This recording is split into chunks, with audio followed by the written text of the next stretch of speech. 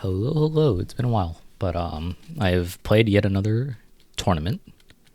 25-5 USCF regular rated. Blah blah blah. Today was a day. Not the greatest games, but such is life. Some days you just play like shit, and that's what it is. Not much to say here. I mean, I had a good game. I had a funny game. Well, I wouldn't say funny as in, I don't know. It was just like interesting, and then the other one was just horrible. So prepare for the roller coaster prepare for the steady decline of shitty gameplay. Alrighty, let's just go into it because I'm still kind of upset about it.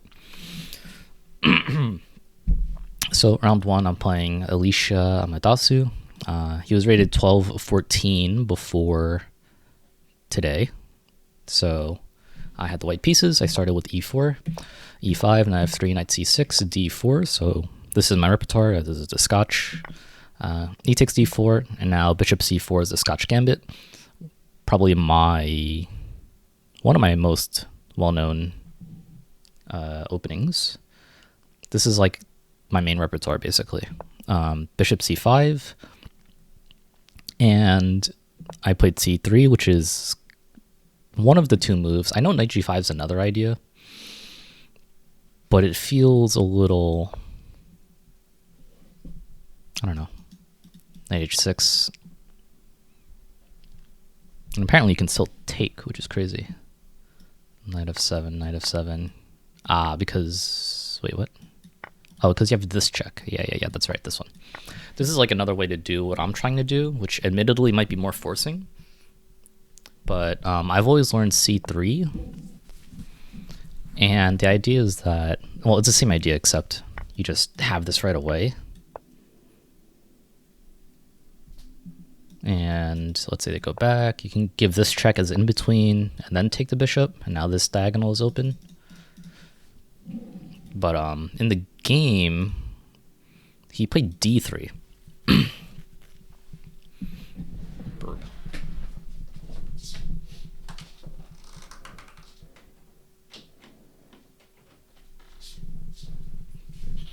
Okay, so in the game he played d3, which I haven't seen before. I was looking at it and I'm just like, so he's basically giving me the pawn back. I'm surprised he's like spending a move to give me the pawn back rather than like, let's say, develop with knight f6 or knight e7 or whatever. So I thought for a little bit here and I was like, d3 is a weird move. And I didn't really know how to respond to it. I ended up deciding on queen d3. The idea being, you can't jump your knight in to attack the queen, for one. For two, it gives me ideas of queenside castling if I play something like bishop g5, knight d2, or like bishop f4, knight d2, and then long castle. So I wanted to move my queen for a reason and just open up the idea of potentially castling on the queenside. Oops. So he played knight f6, I played bishop g5.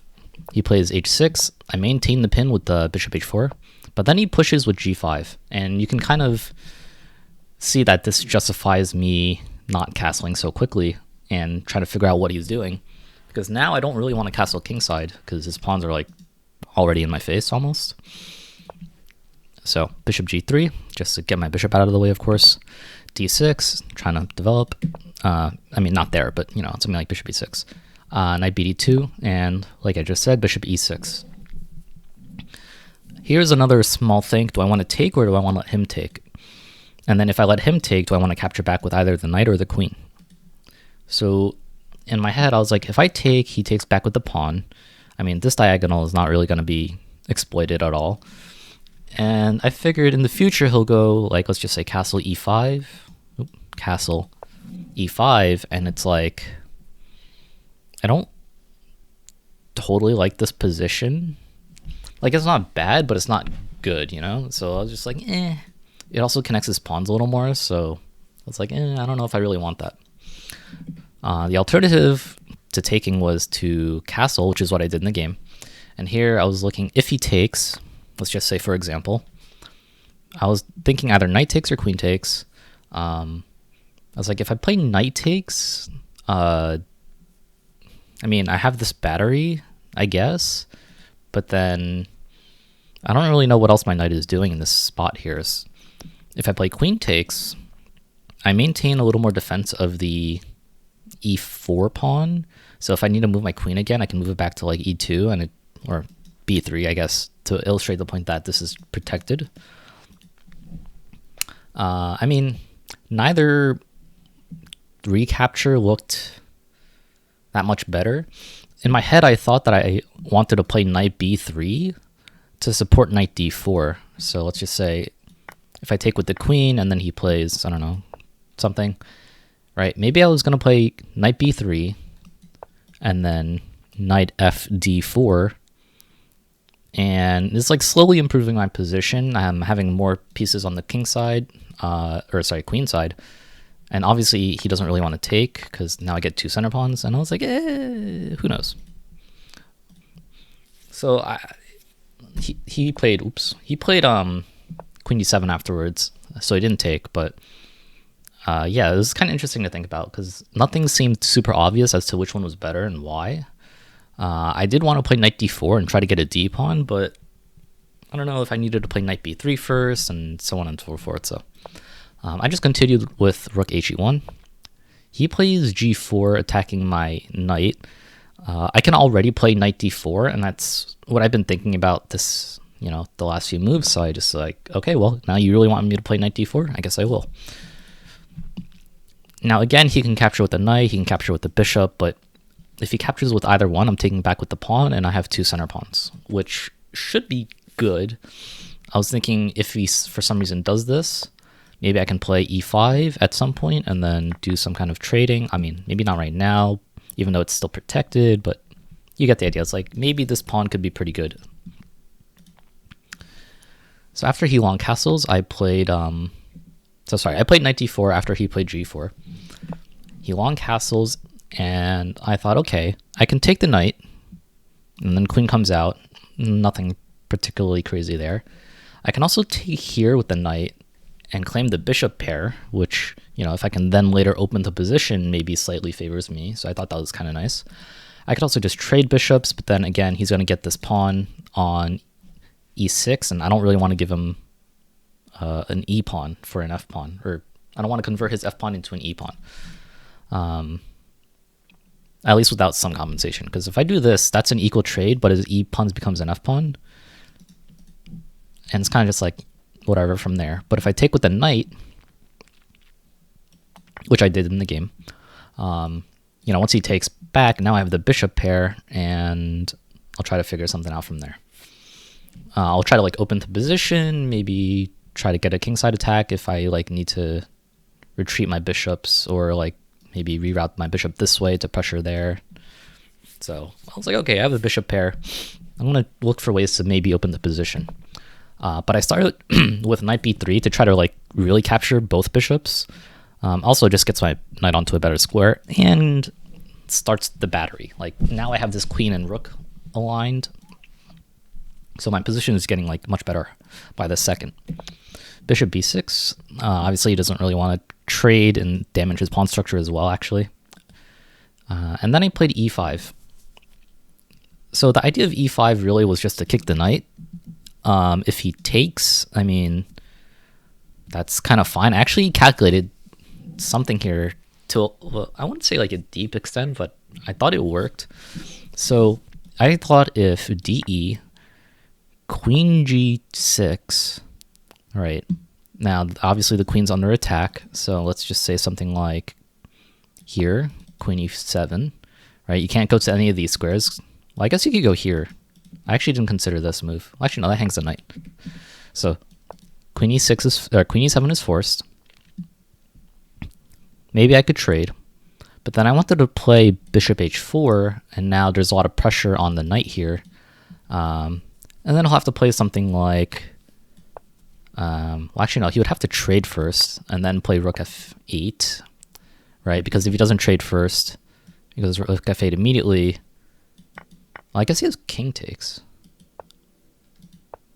Oh, I guess maybe it doesn't matter, but at any rate, I was thinking, okay, so rook f8, and then I actually don't even know what would happen after this, but oh, I think I was like just gonna win this pawn or even win this pawn because they're both very loose.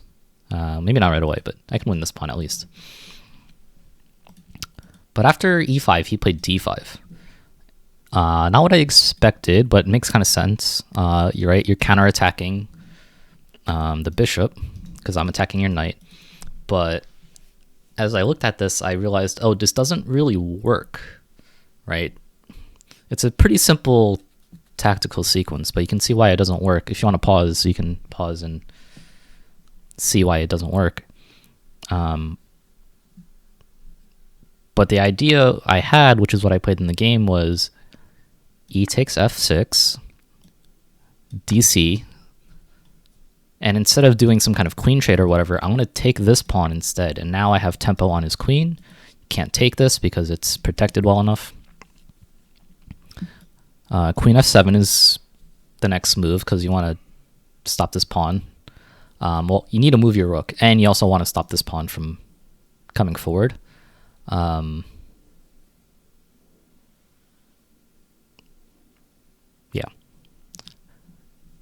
So we got to this position, and now I spent another small think trying to figure out, do I want to take this pawn and just win another pawn? Or do I want to take here, force the queen trade, and play around this pass pawn, right? And I was looking at this line, queen takes, rook takes, and now if rook takes, king retakes, rook d8, king e2, and now I'm on this side of the board where my pass pawn is, and I can like start marching my way and trying to push this pawn. So I thought that was fine. But then I thought, what if I take the rook first? Like, what's the difference? So I thought rook takes, rook takes. Now my king is cut off. But if I do rook takes, trade queens, and I was like trying to evaluate this one, he could go back to c8, or sorry, he could go back to f8, and then maybe I would play like bishop h4, f7, and try to go for rook e8. So I was like, And I had a brief idea of like, what if I just, what if I played bishop h4? It didn't look quite as forcing. But I was really considering this move too. Like, can I take this pawn and then still force the queen trade? Probably not. But it's like, I don't know. Because like here, I had to like recalculate everything. I basically wanted to trade everything and just be up my pawn, or two pawns actually. And so that's what I ended up doing after queen f7. I took here on e6. That's forced. He actually took here himself, which I thought was better for me. So take, check here. This is what happened. And I was like, okay, now I'm on the correct side to help promote this pawn. Fantastic. He continued with king d7. I had this move, rook e4. Obviously, I can't go here, can't go there. And, I mean, my king's already here, so only move. He played rook e8. And here I had to be a little careful. If I trade right away, I can't actually promote this pawn. I guess I could play bishop h4, but that seems really passive. So instead, I just played f3, protecting the rook. And obviously, if gf, so that was all good. He takes the rook, I take back, and then he played king e6. I continue with e5, right? Now, this is the pawn you need to take in order to, crack these two pawns, but it's protected by my bishop, so it's like, all right, well, can't really do much there. He continued knight a5. I thought this was a weird move. I was actually really considering just going knight d4. It's check. You don't really want to take because I'm going to like reinforce my pawns even more. It's still probably winning. But I don't know. I don't want to play against the knight per se. So I just ended up trading. I figured this would be a little easier to play because it's dark squared bishop versus dark squared bishop. Like, I can just walk on the light squares and kind of just do whatever I want. So I played king e3, which I know is not a dark square. I mean, it's not a light square, but whatever.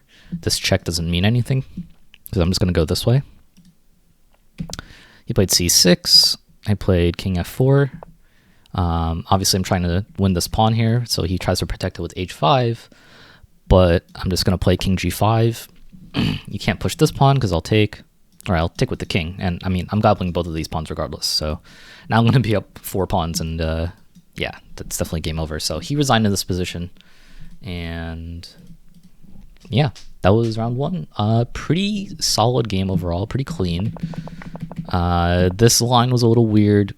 b4 apparently is the most played move in Masters database. b4, bishop b6, a4, a6, queen b3. There's only 4 games here. Oh well. I don't know. Practically speaking, I felt like this made a lot of sense, so that's what I went for. And the rest of the game was pretty smooth, and I'm glad I didn't castle right away, because this would have been a little spooky if I castled kingside. Okay, round number 2, I'm playing against Brendan Seto. He was a pretty young kid. Rated 13-19 at the start of this game. And he plays e4, c6, so I play the Caro-Kann. I'm sure a lot of people that show up here, they've been playing either the French or the Caro, which is kind of interesting. So d4, d5, e5, bishop f5, and here, to my surprise, he plays the tall. And I was like, oh my god, this kid's playing the tall? Holy shit, okay. So I play h5, which is like the main move. And then here, I'm like, all right, I don't know what to do after this. So he played knight d2, which I thought was weird already. Because like, I don't really know what you're getting at. Like knight b3, obviously you're not playing knight c4. It's like, well, I didn't understand the point of that move. So I just continued with e6. And then he played knight e2. And I was like, are you playing like the cow after the advanced, like after the tall? I'm like, what is happening here? So I didn't know what to do, and I think the problem is that like when they play weird stuff, I just play really passively and wait. So I started with bishop e7, and I was just like, what is this? He played knight g3. I realized that I could have taken this pawn, but I didn't want to damage my pawn structure. I really should not have cared about my pawn structure that much. I should have just taken the pawn, but I just played bishop b6. And then he plays knight f3, so I'm like, okay, maybe you're going to attack on the king side, so I'm going to start developing to try to castle queen side. So I started with knight d7, he plays bishop d3, I'm going to trade that off, and then play queen c7. And then after he plays bishop d2, I long castle and he long castle. So I'm like, okay, so what am I doing here? Here I was like, okay, I'm castled, I'm as developed as I really could be. I could play knight h6, but then takes, and I don't really want to put my rook on h3. It feels a little awkward because I can't really see much. Like I can only go to g6, and it's like, whatever. So I was like, okay, what can I do here? Well, I know one of the 2 pawn breaks in a typical Caro-Kann position is to play f6. The other one is c5, and I didn't want to play c5 right away just because I didn't know if there's like be some random pressure on the c file down here.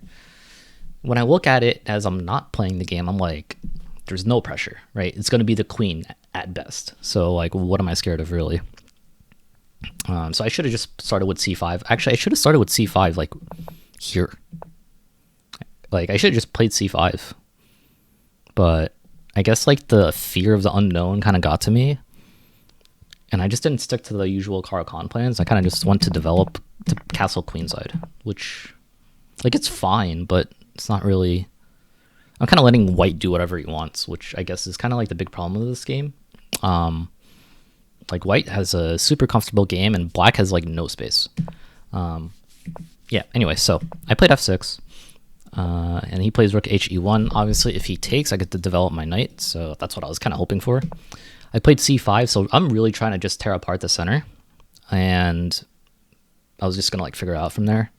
He plays e takes f6, recaptures with the knight, kind of what I wanted. The only problem is that I totally neglected that my e pawn is hanging, so that was a pretty big oopsie. So he plays rook e6, and I was like, all right, well, I lost the pawn. It's not the worst thing in the world. I just noticed that my bishop is hanging, so I got to defend it probably. So I played rook d e8, which I thought made a lot of sense, just defending the bishop. And then he played knight f5, which I was like, oh, that's kind of annoying because I can't really add another defender here. Well, I guess I could play knight b3. But after rook de1, it's like, how am I adding another defender to this bishop? I have to play knight g8. I'm like, oh god, that looks awful. I kind of figured I have to play a bad move no matter what here, so I also don't really want to lose this pawn since I'm already down a pawn. So I just played bishop f8. I'm like, all right, well, let me try to stem the bleeding. This rook is protected by this knight. My position is super cramped, but I'm only down a pawn, so maybe it'll be fine. That's what I thought. So he takes my knight, or he takes my rook. I take back with a knight. He plays rook e1. I played knight df6. I was trying to figure out what knight I wanted to put on this square, either e or d. So I thought if I put the e knight on f6, then this knight is really just going to end up going to like maybe b3, which didn't look terribly promising. I looked at knight d f6, and I was like, okay, if knight d f6, I can play knight d5. I can play, not knight c4, but, oops, sorry, Windows. But knight e4, which I thought was a decent move. He'll have to move his knight, place f3 to kick it away, but then maybe I can go here, or I can at least maybe like pressure his bishop, something like that. So I was like, okay, I'll do this way. So he continues with knight g5, and here it kind of like illustrates the point of having his two knights here. Even though it's a slow plan, and I should have capitalized on it, now he has really strong knights in my queen, I guess technically kingside position. And I mean, I just like don't have enough development. I continue with c4 just to kind of relieve the tension here and at least, I don't know, block whatever's going to happen on the queen side. But he continues with queen f3. I play knight d6. I didn't see bishop f4 for some reason. I just wanted to like get my pieces into the game. Bishop f4 is like it's not even that scary of a move, but it's a little annoying. But I do want to step out of this pin, so I continued with queen b6. Knight takes, bishop takes, and here, after he played bishop takes, I was like, oh, I see the point. Yeah, so I see the point of why. I see the point. I don't know why, but I was just like, all right, I'll take and fork. And I was, now that I think about it, I'm like, why did I even do that? I guess being down in exchange is better than being down a bishop, so maybe it's fine. I haven't analyzed these with the computer too heavily, but I just want to get this out of my memory for today because I'm really pissed about the third game. Queen f8, because I need to defend the rook. He plays queen f5 check. I thought it was clever by playing knight d7 because I was like, haha, pin the knight to the queen, but then queen takes the pawn. And it's still defending the knight. And I was like, oh, that doesn't work. And then I realized here, he could even play something like knight d6 next turn, and I'm basically screwed. If I go king b8, it's mate. If I go king d8, he has rook e8. And then I'm basically playing rook knight versus queen, but I'm also down 2 pawns, so probably not the best position. So that's why I played king c7, just to get out of these ideas. But then he takes my other pawn with check, and I'm like, oh god, I'm really... Alright. So I played king b8. He finally takes my rook, and I take back the knight. So I'm down in exchange, but now I'm also down 3 pawns. So that's fun. I mean, this position is dead lost. He plays rook e7. I saw this coming, but, I mean, the game was already over, basically. Or maybe not over, but I was at a huge disadvantage already, so... Rook e7, and I mean queen f8, or sorry, queen f7. I probably should have played king c7 here, and then, I mean, I'm just gonna lose all my pawns, right? Like, what do I even do here? guess you can't do that right away, but you get the idea, right? Like, what am I going to do? I'm down 3 pawns, and there's just immense pressure on my position here. So he played queen f7. I'd play king c8 instead of king c7, and then he just played rook e8, which is going to obviously win the queen. And then even after this exchange, take here, I lose this pawn, then I'm going to lose this pawn, and I mean, he's up a queen for a knight and then 3 pawns, so he's basically just up a queen. And I was like, all right, I'm resigning.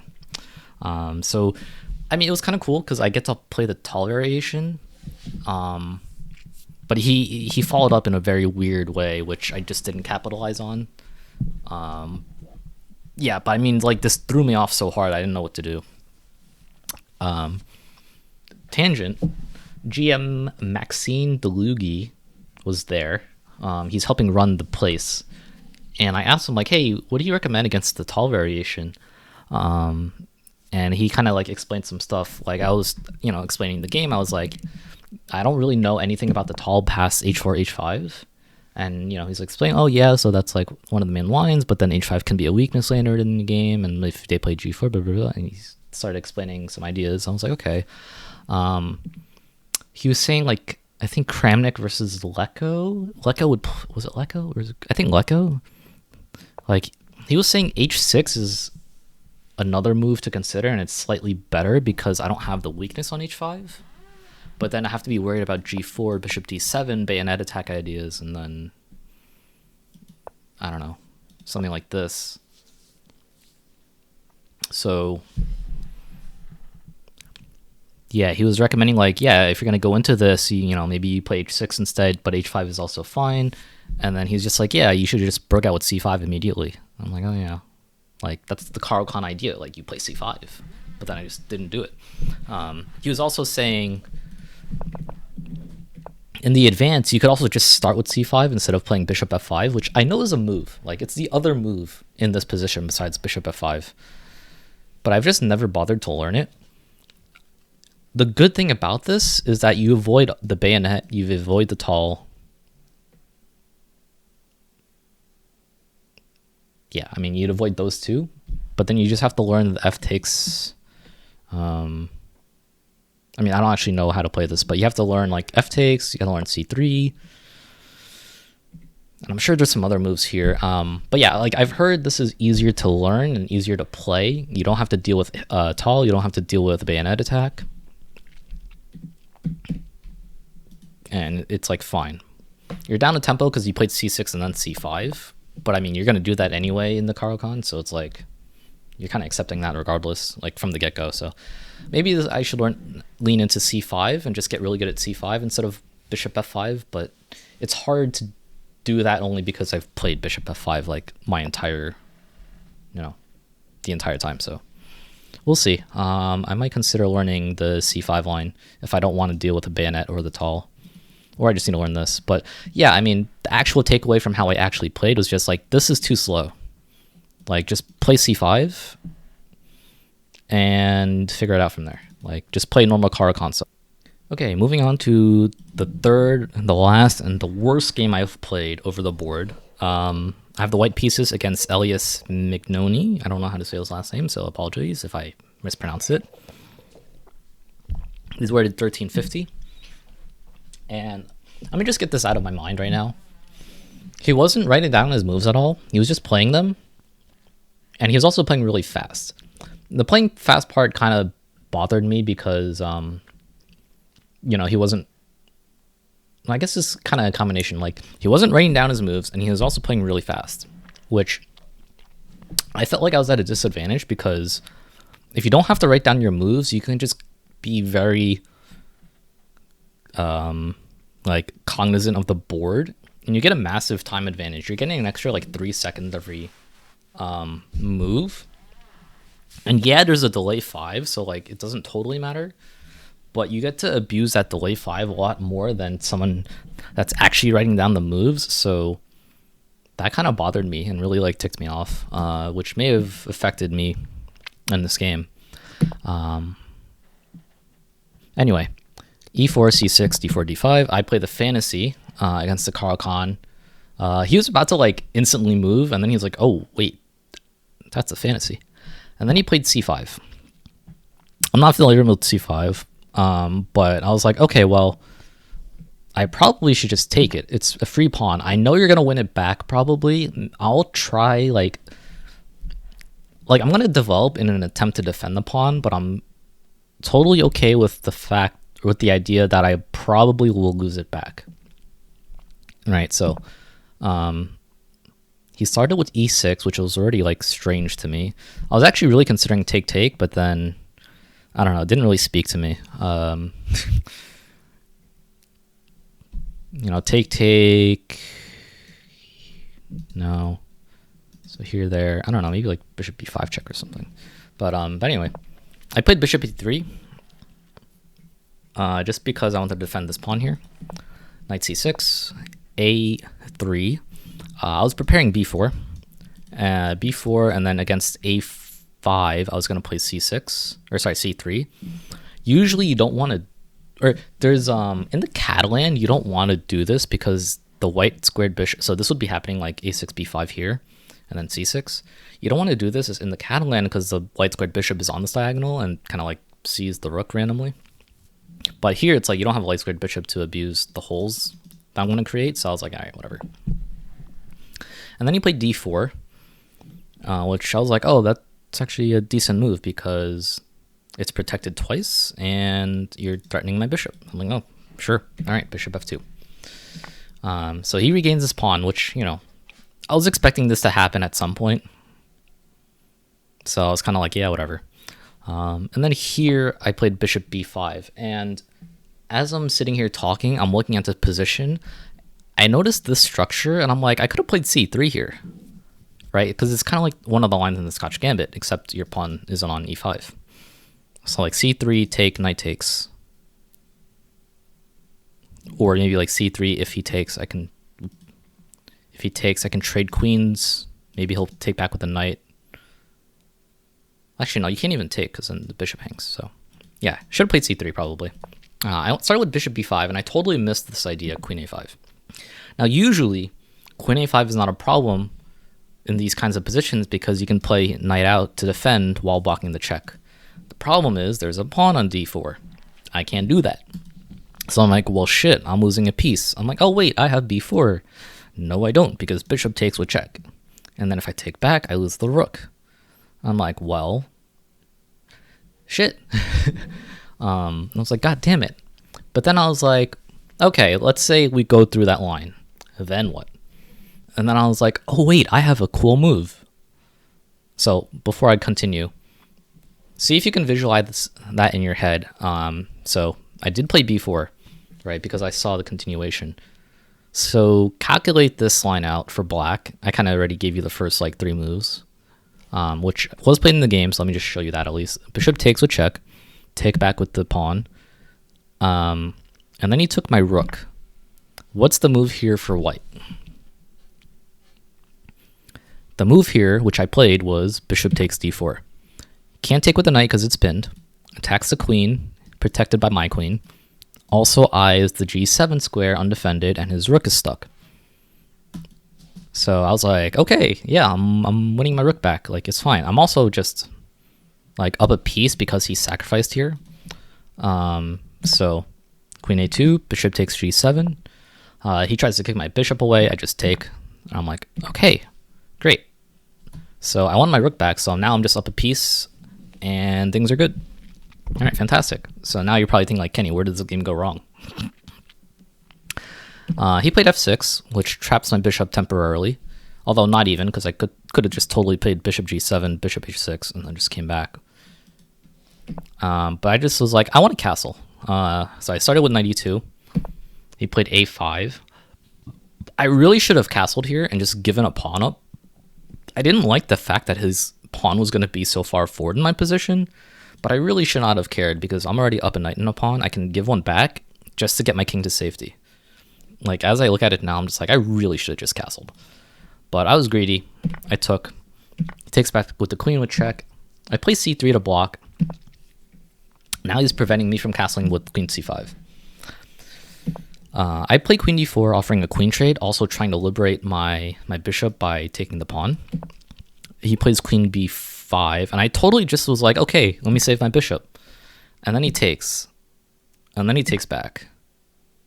And then I was like, okay, great. And then I see this move. I'm like, oh. Wow, that's rough. So I played king f2. He takes my rook. And I thought it would be really funny if somehow I could play queen h4, and then knight g1 to trap his queen. But I mean, it doesn't work, so whatever. So yeah, now I'm down a rook, and I'm just like, I really can't believe that I just played all this and didn't even bother to think. Like, I still had like 18 minutes on the clock. So I was just like super pissed with myself. And I was thinking, all right, let's see how to salvage this position, I guess. Like, maybe. But I'm like pissed. I'm like disappointed in myself. I am annoyed. I'm just like, I was up a piece and now I'm down a rook. Like, what the hell am I doing? Like, what the fuck is this shit? So I started with this, and then I took the pawn. I'm like, maybe there's some random perpetual check in here, and as I kept looking, I just like couldn't find one. So I gave him this check, and then I gave him this check, but then he blocks with the bishop. I'm like, I didn't see that one, so that's pretty bad for me. But yeah, I just played queen c5. He took my pawn on h2, and I was like, I should probably try to stop rook a2, so I played queen c4. He gives me a check on h4. I block, check, block, or move, check, block, e5. I'm like, wow, my position blows. So I step out of the way. Obviously, if he takes, I take back, and it's still okay. Like, everything's protected. But then he plays queen d6 check, and I move back, and I'm like, all right, well, I just wasted time. And then once his rook swung around to h8, I was like, okay, this is like, I'm lost. My only idea is to hope that he somehow just like does not do anything for 2 moves, or I guess 1 move. And I was hoping to play knight b5, and you can't take because you're pinned, and that would win the queen. And I was like, if I can get that somehow, like we're back in the game. But no, check, check, check, check, check, check, mate. Okay, so as you can tell, I don't want to go through this game again, but like the fact that I missed queen a5 and not realizing I can't play c3, knight c3 to block. And then I saw this line, which, all things considered, he probably should have just taken here. And then, I mean, if he does this, like, knight f6, and you're kind of chilling.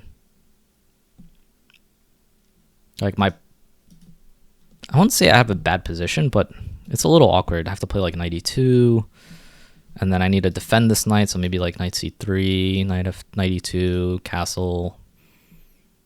Like, it's not the worst position for black, but white castles, and he's going to have a small initiative to try to, you know, to try to, like, punish my king for still being in the center. But yeah, queen a1 was probably a blunder because of this. Yep. But yeah, I should have just played knight c3. Or knight d2, actually. Knight d2. Oh, no, knight c3 works. Knight c3... I don't know. Like...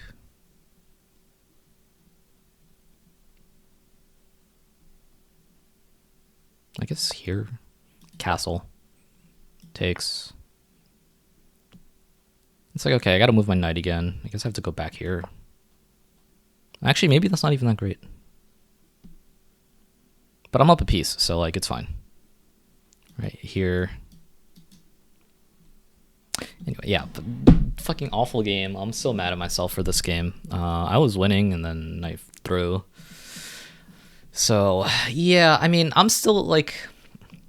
The copium part of me is, like, he wasn't writing his moves, so he got more time than he really should have. But... my headcanon is going to be he doesn't care about the games because he's not writing them down, so he's not going to remember any of it. Maybe he's just there because and doesn't want to be there. I don't know, but just like Such an awful game.